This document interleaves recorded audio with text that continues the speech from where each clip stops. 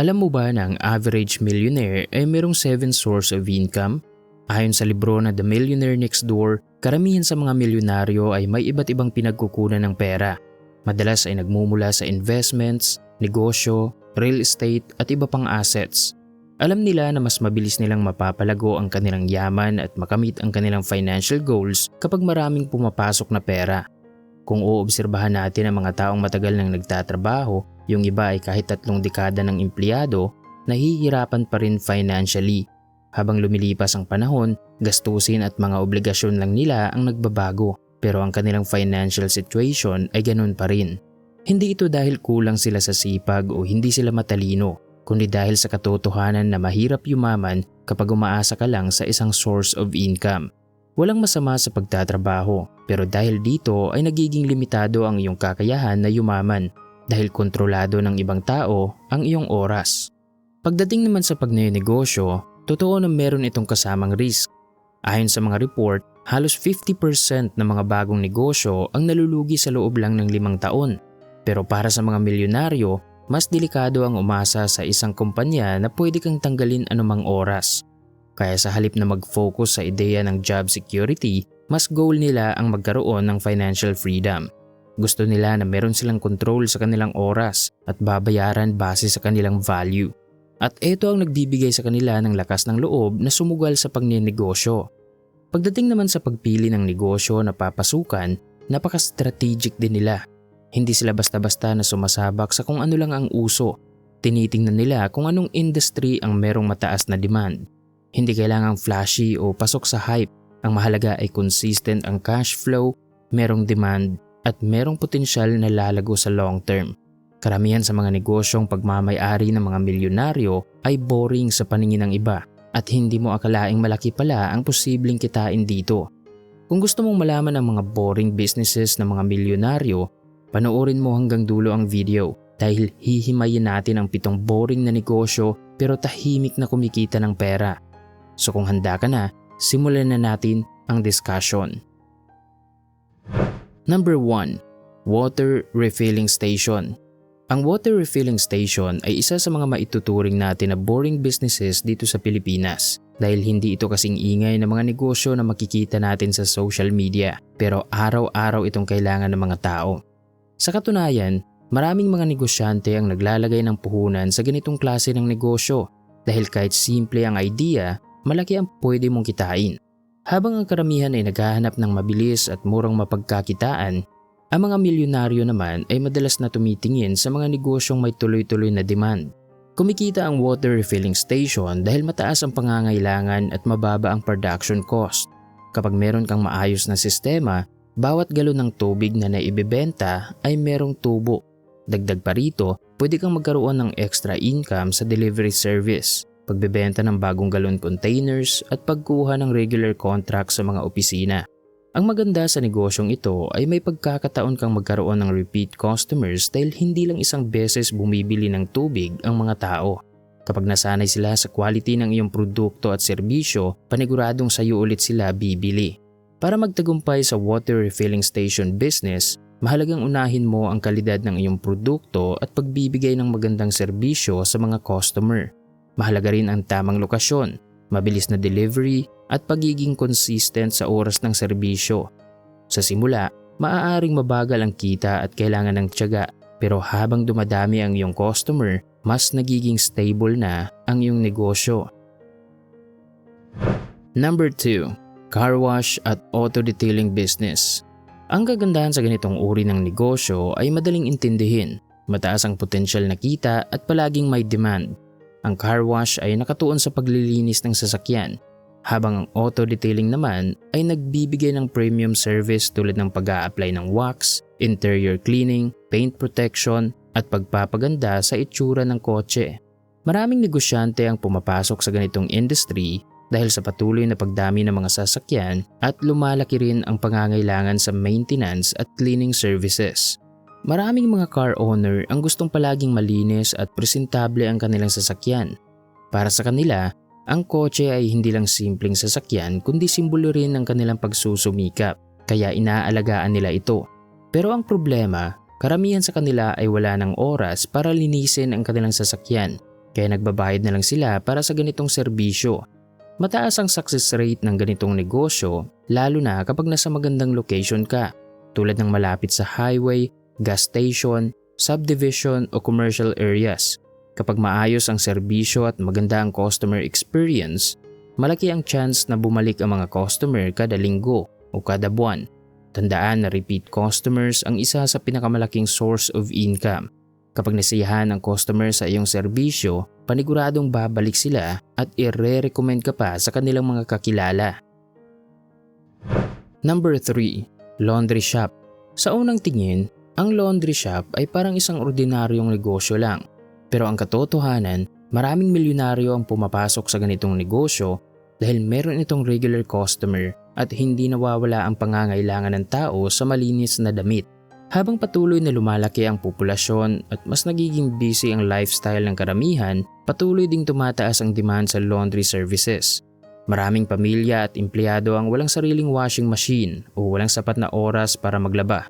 Kaya naman kahit maraming laundry shop na ngayon, marami pa ring matagumpay na branch ang kumikita buwan-buwan. Ang maganda sa ganitong negosyo ay hindi ito seasonal. Meron itong consistent na market dahil kailangan ng tao ang malinis na damit araw-araw. Malaki ang pwedeng kitain sa laundry shop dahil madalas ay mababa lang ang operational cost nito. Kapag nabawi mo na ang puhunan sa mga washing machine, dryer at pwesto, mas magiging malaki pa ang pwede mong kitain. Para magtagumpay sa laundry business, mahalagang i-prioritize mo ang kalinisan ng iyong pwesto, kalidad ng laba at magandang customer service.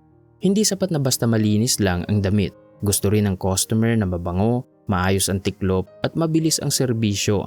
Malaking factor din ang pagpili ng tamang lokasyon para magkaroon ng maraming customer. Ang laundry shop ay hindi lang simpleng negosyo ng paglalaba.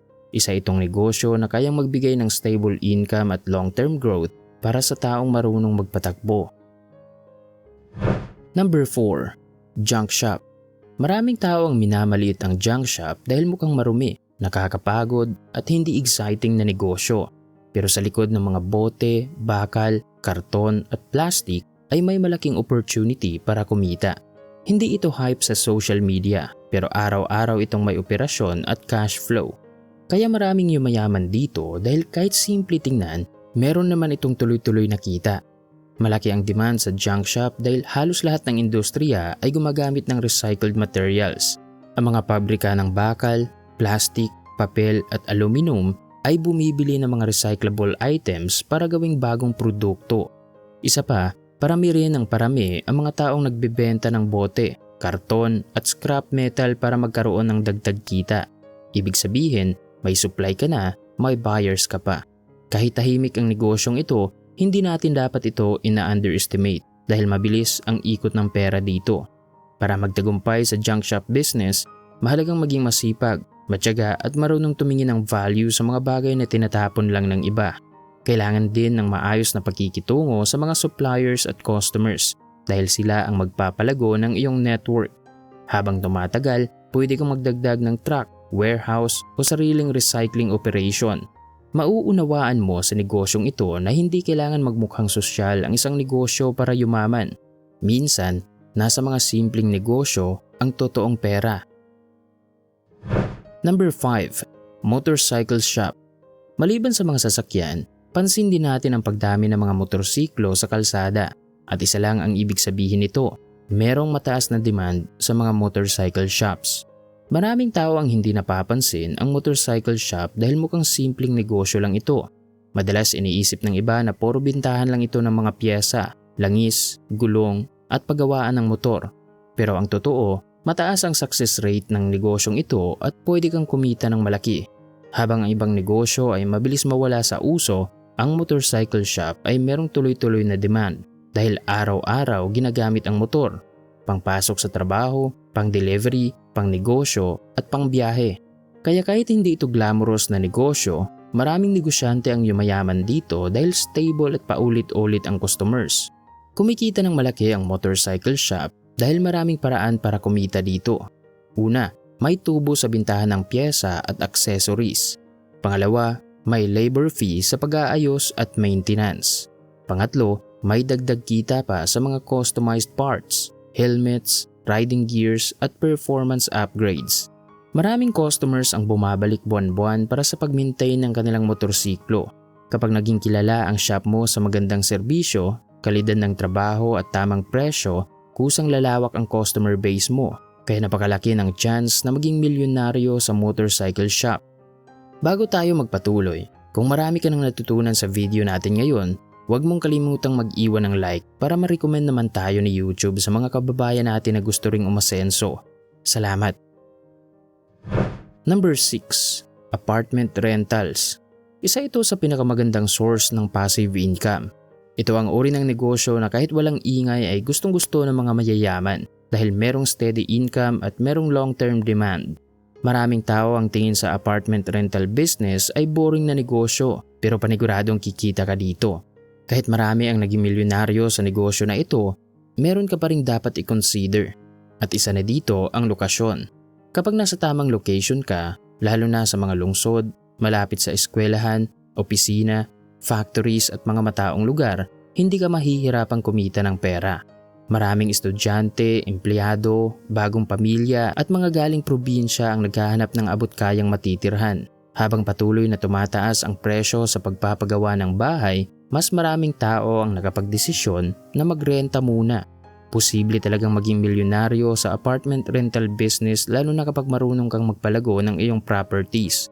Halimbawa, pwede kang magsimula sa maliit na apartment na may 2 o 4 na units. Tapos gamitin ang iyong kinita para makapagtayo ulit ng panibagong paupahan. Habang dumarami ang iyong units, lumalaki rin ang iyong monthly cash flow. At ito ang dahilan kung bakit maraming milyonaryo ang tahimik lang pero kumikita ng malaki mula sa real estate. Number 7. Aircon and Maintenance Business. Maraming tao ang hindi napapansin ang aircon cleaning at maintenance business dahil mukhang simpleng trabaho lang ito. Walang ingranding opisina at madalas pawis at marumi ang trabaho. Pero dito pumapasok ang sikreto kung bakit malaki ang kita sa ganitong negosyo. Hindi kailangan ng malaking kapital pero in demand at merong repeat customers. Ang aircon ay kailangan sa bahay, opisina, tindahan, restaurant, computer shop at kahit sa maliliit na negosyo. Kapag marumi ang aircon, tataas ang konsumo nito sa kuryente at madaling masira. Kaya naman handang magbayad ang mga tao para mapanatiling maayos ang kanilang unit. Sa madaling salita, boring man tingnan ang ganitong uri ng negosyo, meron namang paulit-ulit na customers at tuloy-tuloy na demand. Ang mga target customers mo dito ay mga homeowners, condominium owners, offices, salons, restaurants, clinics, at kahit mga apartment owners. Kapag nakabuo ka ng magandang reputasyon at maayos na serbisyo, malaki ang posibilidad na i-market ka ng iyong mga customer through word of mouth. Kapag marunong kang mag-manage ng ganitong negosyo, malaki ang potensyal na yayaman ka dito. Maraming nagsimula bilang isang technician lang pero kalaunan ay nakabuo ng sariling team at service vehicles. Habang dumadami ang clients, pwede kang kumuha ng mas maraming tao para mas maraming bookings bawat araw. Maliban sa paglilinis, pwede ka rin kumita sa repair, free on refill, installation at pagbibenta ng aircon units. Dito nagsisimulang lumaki ang iyong income dahil hindi ka lang umaasa sa isang serbisyo. Kapag consistent ang trabaho at maayos ang pamamalakad, mataas ang chance na magiging milyonaryo ka sa ganitong negosyo. At yan ang 7 boring businesses ng mga milyonaryo na pwedeng magpapayaman din sa iyo. Sa 7 negosyo na tinalakay natin ngayon, alin dito ang nagustuhan mo? At sa iyong palagay, anong mga negosyo pa kaya ang boring pero kumikita ng pera? Magbigay ka ng iyong comment sa ibaba.